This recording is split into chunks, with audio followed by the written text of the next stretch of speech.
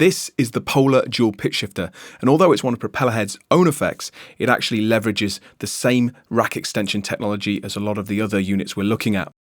It does a really good job, and personally I was really glad to see this one because it reminds me of the Eventide harmonizer effects and is capable of producing very similar effects to those classic bits of hardware. In fact, I'd go as far as to say it's got a richer feature set and better modulation capabilities as some of those units.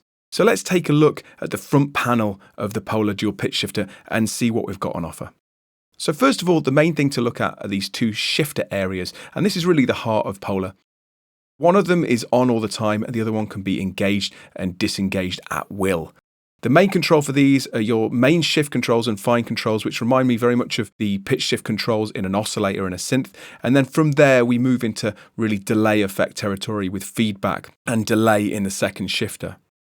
The blue controls I'll get onto in a minute, but at the bottom here you'll see we've got pan and volume, and we've also got the same controls here for the dry signal coming into the unit. On the very far left we can control the algorithm, so really the character of the entire effects unit, and also there's a loop and reverse loop control with a length control here, length parameter. Now I said that I'd come back to the controls with blue around them, and the reason I wanted to look at these separately is that they represent the entire modulation system of Polar. You'll see over here we've got an envelope and we've got a low frequency oscillator, and both of these are surrounded by blue rectangles. These are then controlled by any control with blue around them, any parameter with blue around them. And you can see we've got dedicated LFO and envelope controls for just about every single unit in Polar. And this simply means that you can use the envelope or LFO to modulate these in a positive or negative manner. On top of that, we've also got an auto pan unit with a rate here that's nicely shown by these two flashing LEDs, and you'll see in some places we've got an auto pan control. It really in the two volume controls for the shifters and the main dry signal volume control as well.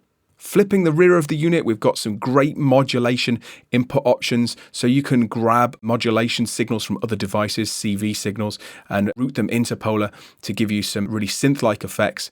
And then we've got audio input and output, which is to be expected, a gate input for the lock delay buffer, for buffer effects, and a sequencer control as well. So pretty fully featured, and really just a nice effect that can give you everything from simple widening and chorus effects to more intense flanges and phasers and vibratos.